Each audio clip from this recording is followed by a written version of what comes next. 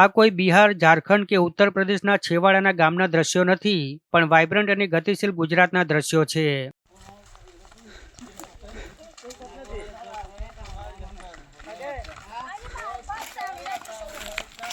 ચૂંટણી દરમિયાન તેમજ જાહેરાતોમાં વારંવાર કેન્દ્રમાં તેમજ રાજ્યમાં રહેલી સરકાર તેમજ સરકારના મંત્રીઓ દાવાઓ કરે છે કે વિકાસ છેવાડાના ગામ સુધી પહોંચી ગયો છે.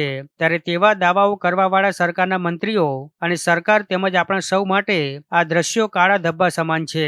વારંવાર આ પ્રકારના દ્રશ્યો સામે આવે છે, પણ છતાં સરકાર તેમજ વહીવટીતંત્ર બુનિયાદી સુવિધાઓ ઉપલબ્ધ કરાવવાને બદલે નતમસ્તક બની તમાશો જોઈ રહી છે. તેમાં કોઈ બેમત નથી, કારણ કે આ પ્રકારના દ્રશ્યો વધુ નહીં પણ છેલ્લા 12 મહિનામાં જ અનેકવાર સામે આવી ચૂક્યા છે. જો કે આ પ્રકારના અમુક કેસમાં સરકારે હાઈકોર્ટની ફટકાર બાદ ગંભીરતા દાખવી જે તે વિસ્તાર માટે પાકા રસ્તા બનાવવા માટે ગ્રાન્ટ પણ ફાળવી છે.